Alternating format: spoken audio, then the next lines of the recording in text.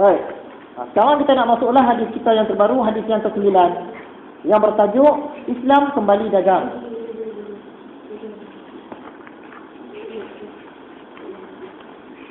Sebelum itu, untuk hadis yang ke-8 tu, macam biasa Tuan Syekh kita ada menyediakan pantun. Dalam buku hadis 40 ni, di bahagian belakang ni dia ada pantun. Untuk setiap hadis, Tuan Syekh kita menyediakan 2 rangkap pantun. Ataupun lebih tepat disebut syair. Sebab belakang ni semua sama. Itu syair. Hadis yang ke-8 dia cerita penyakit umat-umat dahulu. Kita tengok apa syair Tuan Syekh kita. Di bawah nota kita tu ada. Penyakit umat-umat dahulu. Umat dulu banyak penyakit kerana mewah banyak berduit. Umat dulu banyak penyakit kerana mewah banyak berduit. Harta dihimpun berderet-deret, akhirnya hidup menghimpit-himpit. Harta dihimpun berderet-deret, akhirnya hidup menghimpit-himpit. Usah ikut jalan mereka, jikalau kita mahu bahagia. Usah ikut jalan mereka, jikalau kita mahu bahagia. Biar hidup berpada-pada, dunia ini menuju fana. Biar hidup berpada-pada, dunia ini menuju fana. Tu dia syair dia. Saya buat dalam bentuk lagu, dia sebenarnya syair. Kata Tuan Syekh kita. Okey. Habis syair kita, masuk hadis yang ke-9.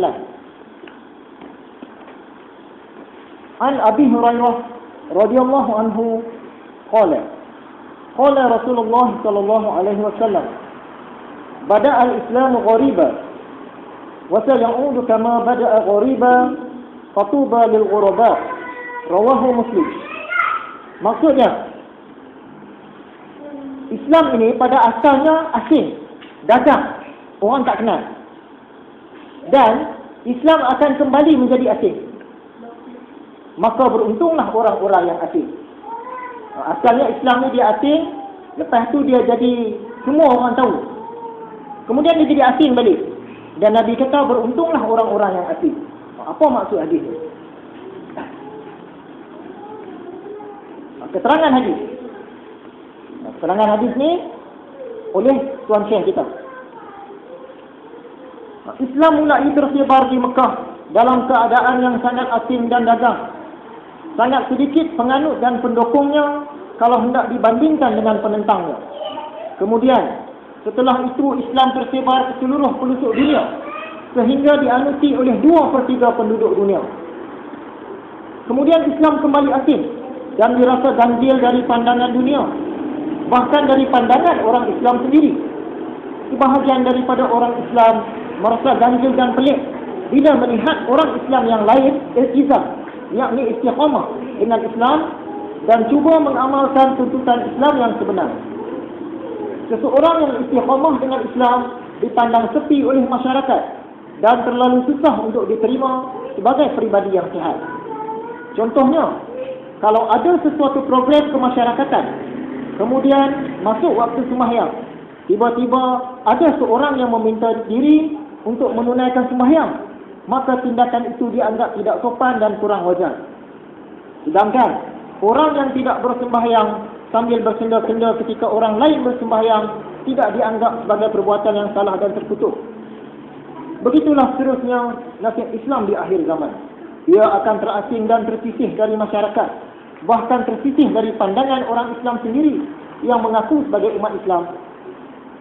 Dan mereka marah apabila dikatakan yang dia bukan orang Islam. Itu keterangan Syekh Fahmi Zamzam. Huraian kita. Macam mana dikatakan Islam ni pada asalnya asing? Pada asalnya dagang. Yang pertama, Islam ni dia turun di tanah Arab. Sebagaimana yang kita tahu, di tanah Arab ni sangat kurang Nabi-Nabi turun. Yang ada Nabi Ibrahim. Nabi Ibrahim dengan Nabi Ismail. Lepas daripada tu tak tahu kita cerita di Tanah Arab ni ada Nabi ke tak ada. Tiba-tiba zaman Nabi Muhammad ada satu orang Nabi di Tanah Arab. Jadi memang asing sangat suasana itu. Biasanya Nabi-Nabi ni dia turun dari kalangan kaum Bani Israel, ya, dia Yahudi Kristian tu. Sebab itu orang Yahudi dia tak boleh nak terima bila kata Nabi Muhammad ni lahir dalam kalangan orang bukan Yahudi. Mereka duk sangka selama hari ini Nabi akhir zaman akan datang dari kalangan orang Yahudi. Sebab itu mereka tunggu di Madinah. Mereka tahu dah Nabi akhir zaman akan berhijrah ke Madinah. Mereka pesan kepada orang-orang Madinah, cakap, kamu jagalah orang Madinah. Esok ni Nabi akhir zaman datang, dia bersama dengan kami nak hentam kamu. Tiba-tiba bila datang sungguh Nabi akhir zaman, iaitu Nabi Muhammad SAW, orang Yahudi tak mau terima. Padahal mereka lah yang bagi tahu kepada orang Madinah Nabi akhir zaman akan datang. Sebab apa mereka tolak? Salah satu sebabnya kerana Nabi Muhammad daripada bangsa Arab, bangsa Quraisy, bukan daripada keturunan mereka Bani Israel. Sebab itu dikatakan Islam ni asing pada mulanya. Nabi-Nabi banyak datang daripada Bani Israel. Tiba-tiba Nabi Muhammad datang daripada orang Arab.